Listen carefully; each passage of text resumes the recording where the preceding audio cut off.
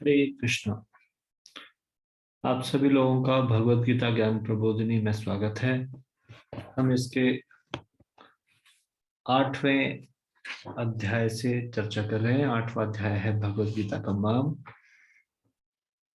तो इससे पहले कि हम ये चर्चा करें, कृपया आप सब लोग मेरे साथ ये मंगलाचरण पढ़िए। ओम अज्ञानतिमिरान्धस्य ज्ञानाञ्जनशलाकया चक्षुरुन्मीलितं येन तस्मै श्रीगुरुवे नमः। श्रीचैतन्यमनोभीष्टं स्थापितं येन भूतले स्वयं रूपः कदा मह्यं ददाति स्वपदान्तिकम्। वन्देऽहं श्रीगुरोः श्रीयुतपदकमलं श्रीगुरून् वैष्णवांश्च श्रीरूपं सागरजातं सहगण रघुनाथान्वितं तं सजीवं साद्वैतं सावधूतं परिजनसहितं कृष्णचैतन्यदेवं श्रीराधाकृष्णपादान् सहगण ललिता श्रीविशाखान्वितांश्च। हे कृष्ण करुणा सिंधो दीनबंधो जगतपते गोपेश गोपिका कांत राधा कांत नमोस्तुते। तप्त कांचन गौरांगी राधे वृंदावनेश्वरी वृषभानुसुते देवी प्रणमामि हरिप्रिये। जय वाञ्छाकल्पतरुभ्यश्च कृपा सिन्धुभ्य एव च पतितानां पावनेभ्यो वैष्णवेभ्यो नमो नमः। जय श्री कृष्ण चैतन्य प्रभु नित्यानंद श्री अद्वैत गदाधर श्रीवासादि गौर भक्त वृंद। हरे कृष्ण कृष्ण कृष्ण हरे हरे, हरे राम राम राम हरे हरे।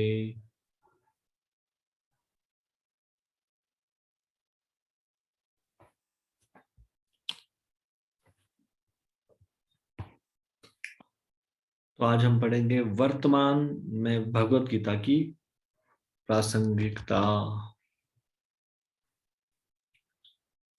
सापेक्ष ज्ञान भौतिक अथवा रसायन ज्ञान की भांति समय के साथ साथ पुराना हो जाता है और उसे संशोधित किया जा सकता है। सापेक्ष ज्ञान क्या होता है, किसी को समझ में आ रहा है? यहाँ पे लिखा गया है सापेक्ष ज्ञान, भौतिक हो या रासायनिक ज्ञान, समय के साथ साथ पुराना हो जाता है और उसे संशोधित किया जाता है। हम्म।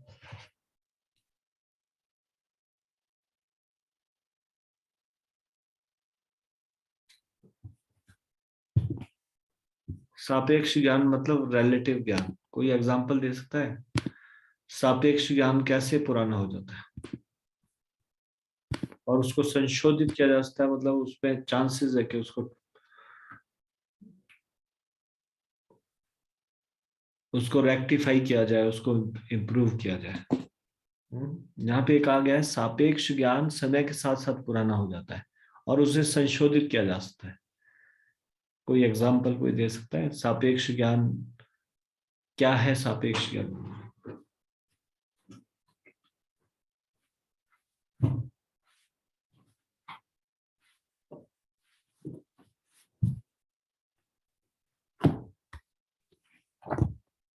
कोई कोई हाथ उठाएगा, कोई बताएगा?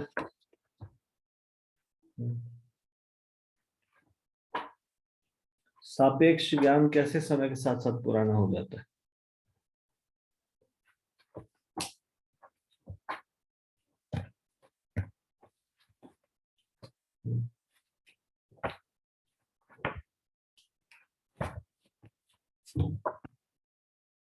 यस प्रभु जी, चिंता करो, बताइए।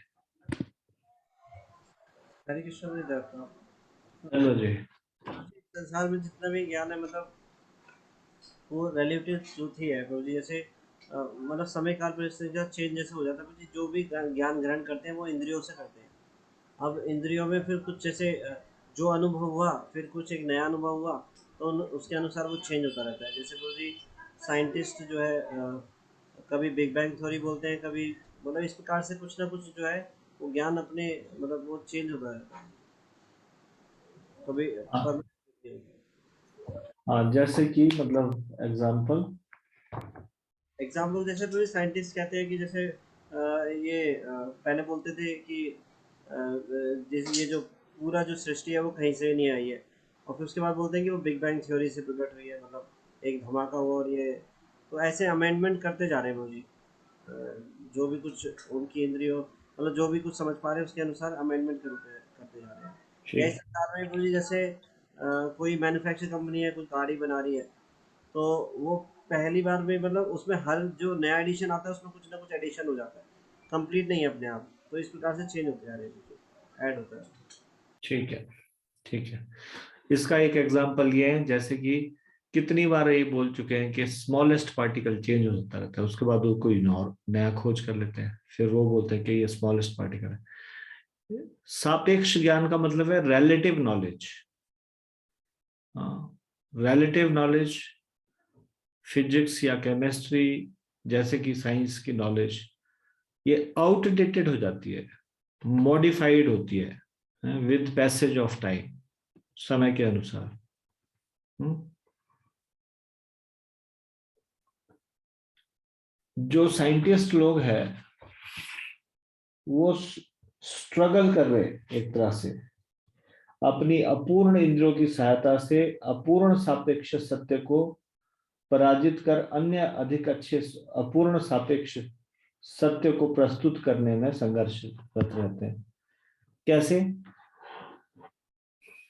एक कुछ इम्परफेक्ट रिलेटिव ट्रुथ ढूंढ के लाते हैं, उससे बेटर इम्परफेक्ट रिलेटिव ट्रुथ को लाने का प्रयास करते रहते हैं, उसके लिए स्ट्रगल करते रहते हैं, और दोबारा से कुछ ट्रुथ लेके आते हैं, वो भी इम्परफेक्ट होते हैं, क्योंकि ये इम्परफेक्ट सेंसेस यानी कि हमारी जो ये अपूर्ण इंद्रियां हैं उनके द्वारा प्राप्त किया गया ज्ञान है। तो अपूर्ण इंद्रियों से जो ज्ञान हम प्राप्त करेंगे वो अपूर्ण होगा, इससे पूर्ण ज्ञान प्राप्त नहीं कर पाएंगे अपूर्ण इंद्रियों से।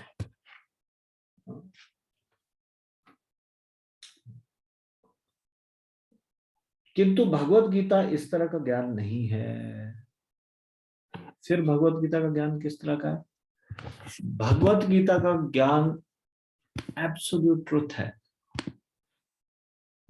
जो सदियों से सत्य चला आ रहा है। ऐसा नहीं कि अभी के परिप्रेक्ष्य में सत्य है और भविष्य में नहीं होगा, नहीं। भगवत गीता का जो ज्ञान है वो एकदम से एब्सोल्यूट ट्रुथ है।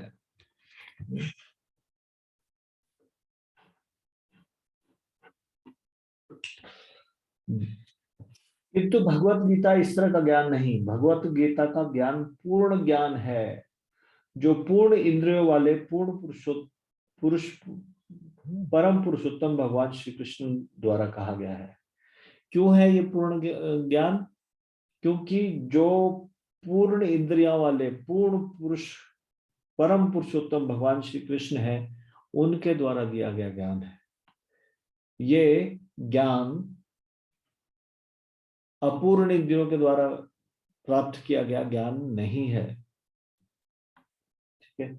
जैसा कि भगवत गीता में स्वयं भगवान ने कहा है कि उन्होंने यह ज्ञान आज से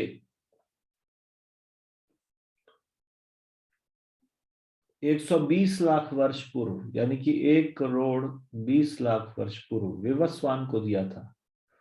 भगवत गीता के चौथे अध्याय के पहले श्लोक में बताया गया। आज यह संदेश बिना किसी परिवर्तन के उपलब्ध है।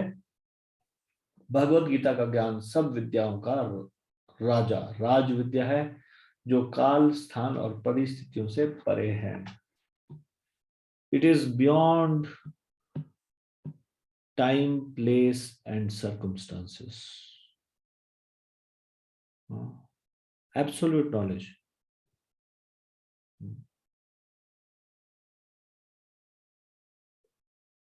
राज विद्या क्यों है भगवद गीता का ज्ञान? किंग ऑफ ऑल नॉलेज क्यों कहा जाता है? Because it is beyond time, place and circumstances.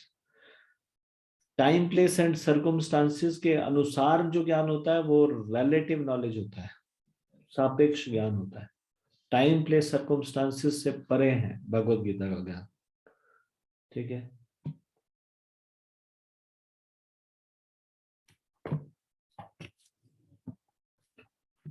चाहे जितना मर्जी एडवांसमेंट हो जाए साइंस और टेक्नोलॉजी में, ये जो प्रकृति का नियम है कि मनुष्य जन्म लेगा, उसके बाद बड़ा होगा, बूढ़ा हो जाएगा, व्याधि बीमारी से ग्रस्त होगा और मर जाएगा। बताइए इसमें कुछ चेंज आया क्या? ये अनेकों समय पहले भी था, अभी भी है और भविष्य में भी रहेगा। भविष्य में भी जन्म होगा और मृत्यु भी होगी, जरा भी होगी, व्याधि भी होगी, बुढ़ापा भी आएगा, बीमारी भी होगी।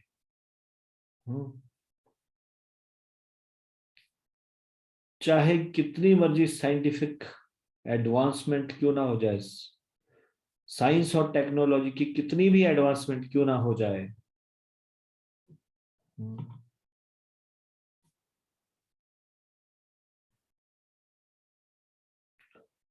जो पेन और प्लेजर होगा, जीवन के दुख और सुख की मात्रा, ये नियति के द्वारा निर्धारित कर दी जाएगी, जन्म के समय निर्धारित कर दी जाती है, पूर्व जन्मों के कर्मों के आधार पे। पूर्व जन्मों के कर्मों के आधार पे कोई अंधा पैदा होता है, कोई लंगड़ा लूला। पूर्व जन्मों के कर्मों के आधार पे कोई सुंदर या बदसूरत पैदा होता है। पूर्व जन्मों के कर्मों के आधार पे कोई व्यक्ति धनी परिवार में जन्म लेता है या फिर निर्धन परिवार में जन्म लेता है। तो जन्म के समय में ये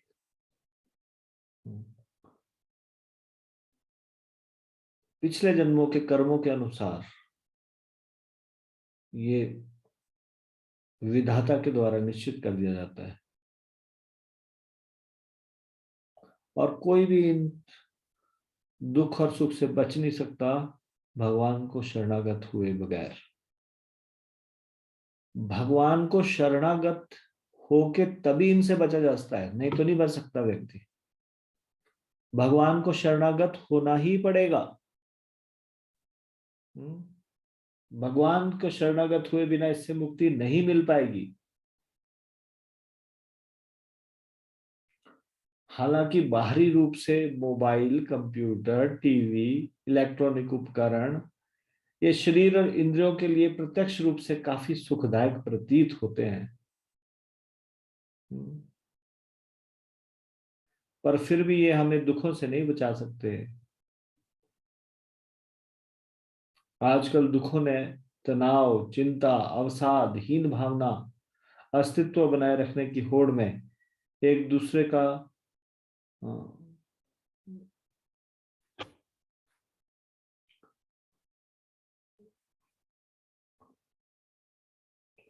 उसको क्या हिंदी में बोलते हैं, गला काट स्पर्धा।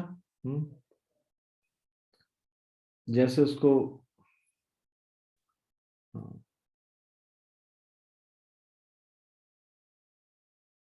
एकदम ऐसी स्पर्धा जिसमें कि अस्तित्व बनाए रखने की स्पर्धा।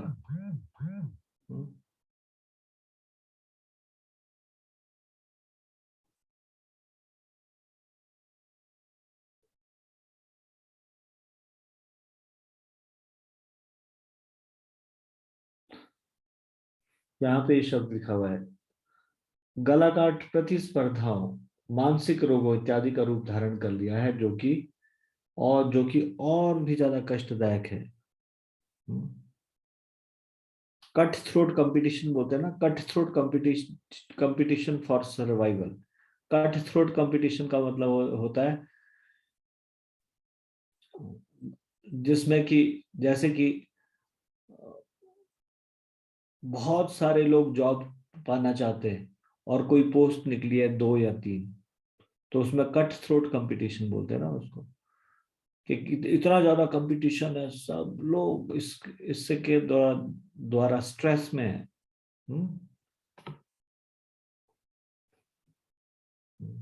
भगवत गीता में इन सब का समाधान दिया गया है और यह आधुनिक युग के लिए सबसे अधिक प्रासंगिक है। क्या? भगवत गीता का ज्ञान। यही कारण है कि भारतीयों में से अधिक अमेरिकी, यूरोपीय, विश्व के कोने कोने से लोग कृष्ण भावनामृत विधि की प्रशंसा कर रहे हैं। लोगों ने कृष्ण भावनामृत को स्वीकार किया। वे न केवल अपने कष्टों से राहत का अनुभव कर रहे हैं, बल्कि अपने जीवन के परम लक्ष्य को प्राप्त कर बड़ी से बड़ी उपलब्धियां प्राप्त करने की अपनी आकांक्षा को पूर्ण कर रहे हैं। भगवत गीता मनुष्य का जाति पाति, रंग, राष्ट्रीयता, भाषा, आयु सीमा, शैक्षणिक योग्यताएं, समय, स्थान, परिस्थिति से ऊंचा उठा श्री कृष्ण व उनके दिव्य उपदेशों से संबंध स्थापित करती है, ताकि उसकी आत्मा को शाश्वत रूप से लाभ प्राप्त हो सके। Bhagavad Gita can elevate one beyond material platform.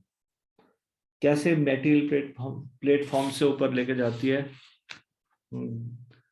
Bhagavad Gita यहाँ पे ये बताया गया है कि ये हमें एलिवेट करती है मेटीरियल प्लेटफॉर्म से, जैसे कि मनुष्य की जाति पाति, रंग, राष्ट्रीयता, भाषा, आयु सीमा, शैक्षणिक योग्यता, समय, स्थान, परिस्थिति से ऊंचा उठाकर श्री कृष्ण और उनके दिव्य उपदेशों से संबंध स्थापित करती है।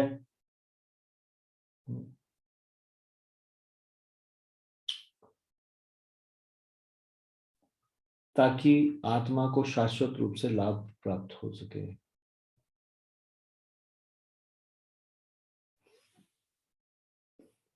मेरा प्रश्न ये है, भगवत गीता कैसे हमको एलिवेट करती है मटेरियल प्लेटफॉर्म से? कैसे एलिवेट करती है? कोई एक एग्जांपल बताइए। भगवत गीता से हम कैसे एलिवेट हो सकते हैं मटेरियल प्लेटफॉर्म से?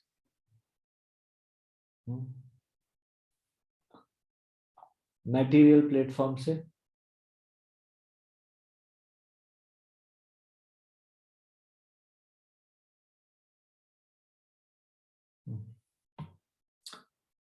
सब लोग व्यस्त है, कुछ कार्य कर रहे हैं साथ साथ में, कोई उत्तर हाथ खड़ा नहीं कर रहा। मटेरियल प्लेटफॉर्म से कैसे एलिवेट करती है भगवत गीता? भौतिक धरातल से आध्यात्मिक धरातल तक कैसे लेके आती है? बहुत कठिन प्रश्न है क्या? उत्तर दीजिए।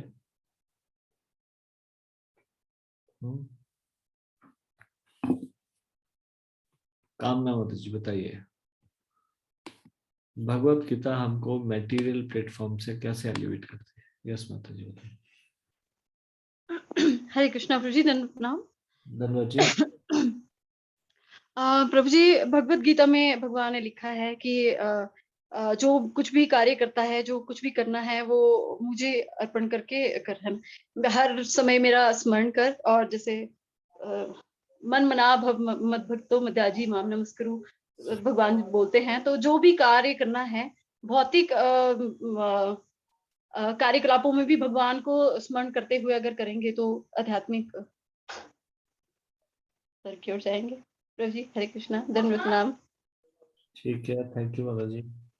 सही एग्जाम्पल है। ऐसा कोई और एग्जाम्पल किसी और के द्वारा? थैंक यू माता जी।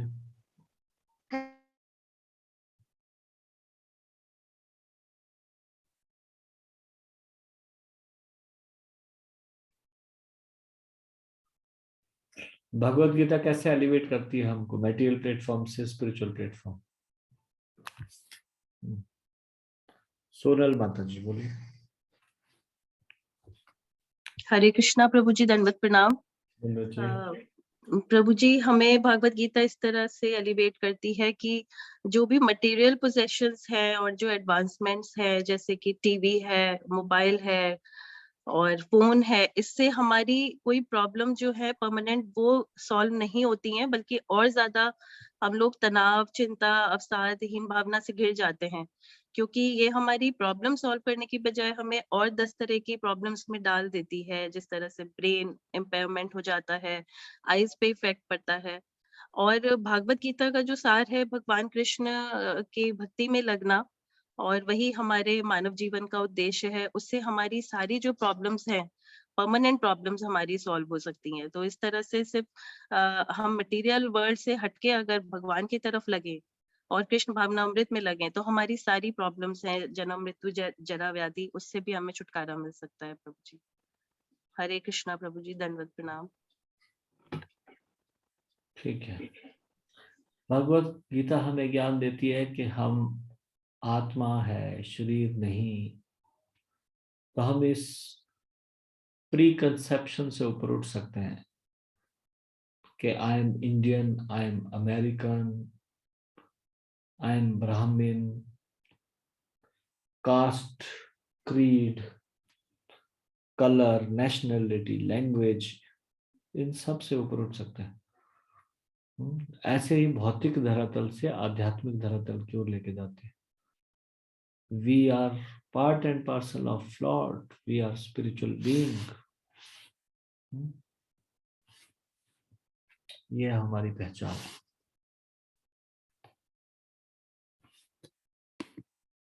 ठीक है।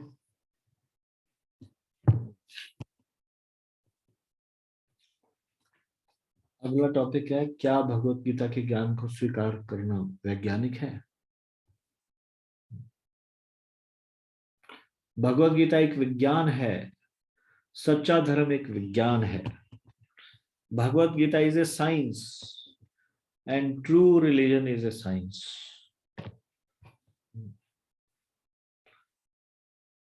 जो भगवत गीता में ज्ञान दिया गया है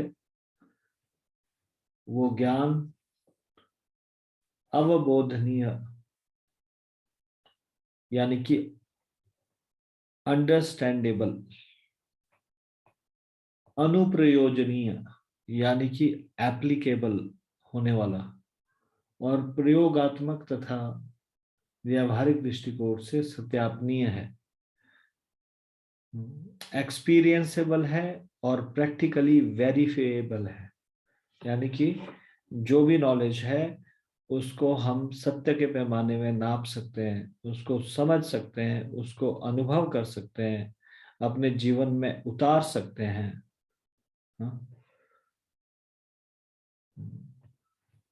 भगवान, इसकी पुष्टि भगवान श्री कृष्ण ने भगवद गीता के श्लोक 90 अध्याय के दूसरे श्लोक में की गई है। प्रत्यक्षावगमम धर्मम, प्रत्यक्षावगमम धर्मम का मतलब है बिना दार्शनिक आधार के कोई भी धर्म अति भावुकतावाद है, और बिना धर्म के कोई भी दर्शन केवल मानसिक चिंतन है।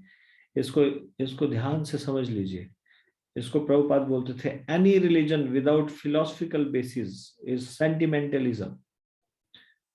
अगर कोई फिलॉसफी नहीं समझता, सिद्धांत नहीं समझता, और कोई धर्म की कोई भी इस प्रकार से भगवान की भक्ति करता है बिना धर्म के सिद्धांतों को समझते हुए, बिना सिद्धांतों को समझते हुए, तो वो क्या है? भावुकता है, भावुकता। कोई एग्जांपल दे सकता है ऐसे? विदाउट फिलॉसफी कैसे रिलीजन सेंटिमेंटलिज्म हो जाता है, या फिर कोई हमारी स्पिरिचुअल प्रैक्टिस सेंटिमेंटलिस्ट वाली हो सकती है विदाउट फिलॉसफी।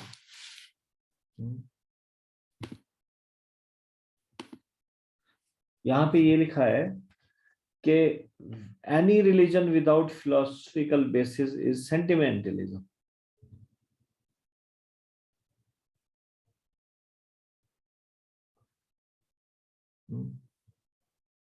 पूरा सेंटेंस में पढ़ता हूं। Religion without philosophy is sentimentalism and philosophy without religion is mere mental speculation.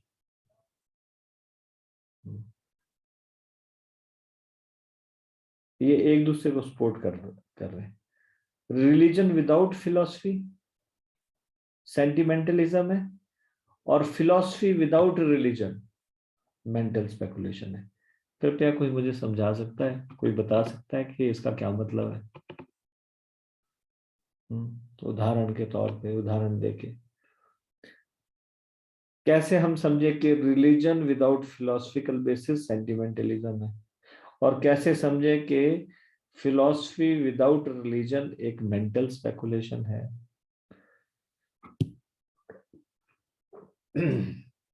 Achintya Gaur Prabhu, yes प्रभु जी बताइए। हरे कृष्णा प्रभु जी। राम चंद्र जी। प्रभु जी, जैसे देखा जाता है कि समाज में संतोषी माता का व्रत रखा जाता है प्रभु जी। हम्म। संतोषी माँ, जय जय संतोषी माँ। टीवी में फिल्म आ गई तो संतोषी माँ एक खड़ी हो गई। शास्त्रों में कोई ऐसा करेक्टर है ही नहीं प्रभु जी, संतोषी माँ। तो इस प्रकार से प्रभु जी पूजा करना। उनका शुक्रवार का व्रत भी होता है, और खट्टा नहीं खाना और ये नहीं करना वो नहीं करना। लेकिन शास्त्रों में कोई देवी नहीं है संतोषी माँ। हम्म। ये क्या है, रिलीजन विदाउट फिलोसफी और फिलोसफी विदाउट रिलीजन? प्रभु जी मतलब दोनों ही बात बोली जा सकती है इसमें। मतलब एक संतोषी माता को फॉलो कर रहे हैं, उनको मतलब देवी मान रहे हैं, लेकिन शास्त्रों में कोई ऐसा वर्णनीय भावुकता ही कहलाएगी। और फिलोसफी तो कुछ है ही नहीं प्रभु जी, वो तो ऐसी बना दी है। मेंटल स्पेकुलेशन ही है प्रभु जी। आप लोगों को पता थी ये वाली बात? प्रभु जी ने जो बताया है बिल्कुल सही बता रहे।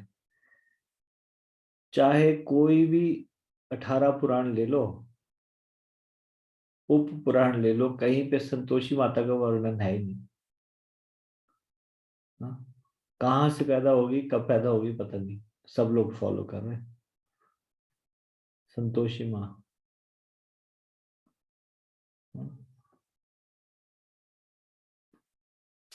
भगवत गीता का गीता सार लोगों के घरों में टंगा होता है। उसमें लिखा था, खाली हाथ आया था खाली हाथ जाएगा। हाँ, क्या लेकर आया था क्या लेकर जाएगा। और फिर कुछ कुछ लिखा हुआ है, जो हो रहा है अच्छा हो रहा है, जो हुआ अच्छा हुआ, जो हो रहा है अच्छा हो रहा है, जो होगा वो अच्छा होगा। पूरे गीता पढ़ लो, कहीं पे ये फिलॉसफी नहीं मिलेगी आपको। इस संसार में कत्लेआम हो रहा है, ये अच्छा हो रहा है? इस संसार में चोरी डकैती बढ़ रही है, ये अच्छा हो रहा है? कौन सा श्लोक है ये, कहाँ लिखा है ये जो हो रहा है वो अच्छा हो रहा है? बताओ। ये किसने गीता सार बनाया और लोगों ने घर में टांगना शुरू कर दिया गीता सार? हाँ? देखा है आप लोगों ने इस तरह का गीता सार लोगों के घर में टंगा हुआ देखा है? अगर उनको पूछो ये भगवत गीता का कौन से श्लोक में बोला है जो हो रहा है अच्छा हो रहा है? हम्म? क्यों चिंता व्यर्थ में चिंता करता है? अरे भक्ति ना हो तो चिंता होनी चाहिए व्यक्ति को, ये चिंता का विषय है। हाँ?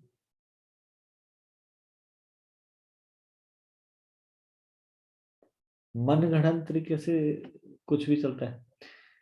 किसी शास्त्रों में ये ओम जय जगदीश वाली आरती नहीं, कहाँ से आई पता नहीं किसने बना दी।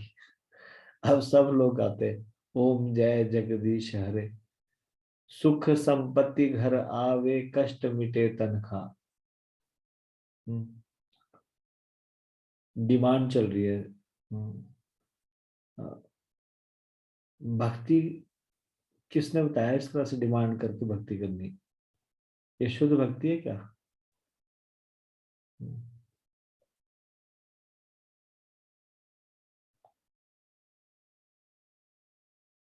सुख संपत्ति इकट्ठा करनी, लोग सुख संपत्ति ये चीज से बच रहे हैं कि ये चीज में अट्रैक्शन ना हो, और यहाँ सुख संपत्ति मांगी जा रही है।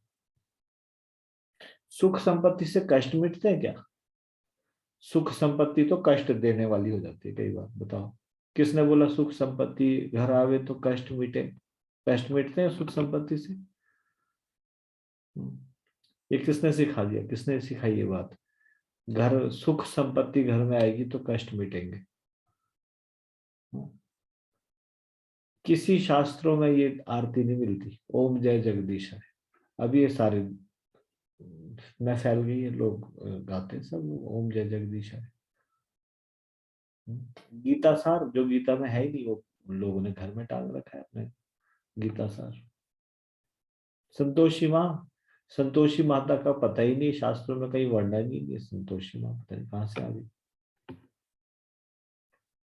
यहाँ शिमला में बालूगंज के पास एक कामना देवी मंदिर है, कामना देवी मंदिर।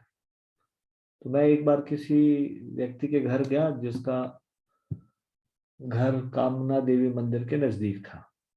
तो जब मैं वहां गया तो पता चला वो घर में नहीं है। तो उन्होंने कहा मैं थोड़ा सा लेट हो गया हूँ, आधा घंटा वेट करो आप, मैं अभी आ रहा हूँ। तो मैंने सोचा चलो तब तक मैं मंदिर में बैठ जाता हूँ। मैं मंदिर में बैठा तो मैंने पूछा ये कामना देवी मंदिर कैसे बना? तो और कामना देवी क्या, एक पत्थर निकला हुआ जमीन से थोड़ा सा ऊपर, वो है कामना देवी। तो फिर उन्होंने स्टोरी सुनाई, कहते पहले गांव के लोग यहाँ आते थे, घास पशु लेके आते थे गाय गोए चराने के लिए। तो फिर एक बार एक व्यक्ति ने बताया कि उसने कुछ प्रार्थना की होगी, उस पत्थर से, वो जमीन से निकल रहा था, वो उससे उखड़ता ही नहीं है, काफी गहरा पत्थर है। और उसने कुछ प्रार्थना की, उसकी प्रार्थना पूरी होगी। फिर उसने बोला कि यहाँ कामनाएं पूरी होती है। उसके बाद बाकी गांव वालों ने भी प्रार्थनाएं की, उनकी भी पूरी होगी। उसके बाद फिर लोगों ने पहले छोटा सा छत्र सा बना, छोटा सा झोपड़ी सी बनाई, फिर आस्ते आस्ते मंदिर बन गया, उसका नाम पड़ गया कामना देवी। आपको पता है एक बार टीवी में खबर आई थी, पता नहीं कौन सा मंदिर है, उसका नाम किसी ने रख दिया रोजगारेश्वर महादेव। रोजगार प्रदान करते हैं, ताकि लोग इस नाम को ही सुन के आ जाए, कम से कम जो बेरोजगार लोग हैं, कुछ तो पैसे चढ़ेंगे इसमें, कुछ तो चढ़ावा चढ़ेगा। रोजगारेश्वर महादेव किसी किसी शास्त्रों में है क्या रोजगारेश्वर महादेव? यहाँ पे शिमला में एक लिफ्ट, एक जगह है, तो नीचे कार्ट रोड है, ऊपर माल रोड के लिए जाते हैं, उसमें लिफ्ट से जाते हैं। वहां पे शिव जी का एक मंदिर है। एक बार, अब वहां पे कौन सन की पुजारी था वो जिसने ऐसा किया होगा, उन्होंने एक बोर्ड लगा दिया, लिफ्टेश्वर महादेव। अब उसके बाद लोगों ने आपत्ति की, कड़ी आपत्ति। लिफ्टेश्वर महादेव मतलब लिफ्ट कराते ऊपर लिफ्टेश्वर का क्या मतलब? उनको बोला ये बोर्ड हटाओ, उसके बाद उनको हटाना पड़ा ये सारा बोर्ड। बताइए, अपने मर्जी से लिफ्टेश्वर महादेव, लिफ्टेश्वर महादेव होता है कुछ? Rozgareshwar Mahadev, Lifteshwar Mahadev. They don't know philosophy, कुछ भी अपने मर्जी से कुछ बना लेते हैं, उसका पालन करने लग जाते हैं। तो पहले तो शास्त्रों का सिद्धांत मालूम होना चाहिए। बिना सिद्धांत के जो धर्म होता है वो सेंटिमेंटलिज्म होता है। और जो सिद्धांत होते हैं बिना धर्म के, बिना धार्मिक, यानी कि philosophy without religion is mental speculation, मनोधर्म है। अगर कोई सिद्धांत है बिना धर्म के, वो मनोधर्म है। और अगर कोई सिद्धांत है बिना धर्म के, रिलीजन विदाउट फिलॉसफी, वो सेंटिमेंटलिज्म है। सेंटिमेंटलिज्म इस प्रकार से होता है, कई लोग बोलते हैं जैसे भावुक हो जाते हैं, उसके बाद वो रोना धोना सीख लेते हैं। सेंटिमेंटलिस्ट प्रॉपर फिलॉसफी नहीं समझते। कई, जैसे एक बार मैंने बताया था, एक व्यक्ति ने स्टेटमेंट दी कि वो राधा उसके अंदर राधा नहीं, वो कृष्ण की दूसरी राधा है। तो एक व्यक्ति का दिमाग खराब हो गया, वो पांडे जी नाम का व्यक्ति था, इलाहाबाद में पुलिस में अच्छे ऑफिसर, कोई अच्छा पोस्ट में था। बाद में उसने पुलिस की नौकरी छोड़ दी और पुलिस वालों ने भी उसको बोला कि इसकी मानसिक स्थिति गड़बड़ हो गई। वो चुनरी और ये कुछ लेडीज कपड़े पहन लेता था, लिपस्टिक लगाता था, और फिर उसके बाद वो बोलता था मैं कृष्ण की राधा हूँ, दूसरी राधा। राधा के बारे में पता है कुछ? राधा क्या होती है? कोई हर कोई व्यक्ति राधा बन जाएगा क्या? राधा कृष्ण से अभिन्न है, हम जीव तत्व है। हाँ, राधा रानी शक्ति तत्व है। ये फिलॉसफी पता ना होके जो मर्जी सेंटिमेंटल होके बोलते रहो। ये सेंटिमेंटल होना ये कोई ठीक चीज है भक्ति में? इस प्रकार से जो मर्जी सेंटिमेंट पालो, भावुक होके जो मर्जी बोलते रहो, ऐसी भावुकता नहीं चलती है, ऐसी, ये सब बेकार है। तो यहाँ पे ये बताया गया है, भगवान कृष्ण कहते हैं भगवत गीता में, प्रत्याक्षावगमम धर्मम। भगवत गीता, जो भगवत गीता है, it is a scientific presentation of philosophy and true religion. Bhagavad Gita क्या है? साइंटिफिक प्रेजेंटेशन है फिलॉसफी और ट्रू रिलीजन का। ऐसा नहीं कि रिलीजन है फिलॉसफी नहीं, और ऐसा नहीं कि फिलॉसफी है रिलीजन नहीं। जो वर्ल्ड की रिनाउंड पर्सनैलिटीज है, जैसे आइंस्टाइन, थोरियो, गांधी, ये ऐसे महान पर्सनैलिटीज हुए हैं जिन्होंने भगवत गीता में अपनी गहन प्रशंसा व्यक्त की है, डीप एप्रिसिएशन जिनके मन में था भगवत गीता के लिए। महात्मा गांधी कहते थे कि जब मुझ पर संदेह के घेरे मंडराते हैं, जब निराशाएं मेरा मुंह ताकती है, और जब मुझे क्षितिज के पार तक आशा की कोई किरण दिखाई नहीं देती, तो मैं भगवत गीता लेता हूँ और शांति देने वाला कोई श्लोक ढूंढ लेता हूँ, और तुरंत ही आध्यात्मिक भारी दुख में मुस्कुराने लगता हूँ। गीता के चिंतन से नित्य नया आनंद मिलता है और नए अर्थों की उत्पत्ति होती है। Those who meditate on Bhagavad Gita will derive fresh joy and new meanings from it every day. ऐसे कहा जाता है, अगर भगवत गीता के श्लोकों पर चिंतन किया जाए, मनन किया जाए, आपको नई नई चीजें समझ में आएगी। हर बार भगवत गीता को पढ़ेंगे तो ऐसा लगेगा कि ये वाली चीज, नई चीज समझ में आई। तो हम यहाँ पे भगवत गीता का मर्म ये समाप्त होता है। भगवत गीता का मर्म की प्रश्नावली ये कल हम शुरू करेंगे। इसमें ये प्रश्न आप कृपया इसको घर से थोड़ा देख के आइए। स्क्रीन पे दिखाएंगे प्रभु जी, ताकि ये स्क्रीनशॉट लेना चाहे तो ले ले। पहला प्रश्न है, जैसे गीता महात्म्य से दूध वाले गाय बछड़े के दृष्टांतों को समझाइए। आपके पास ये है ना, मतलब पीडीएफ?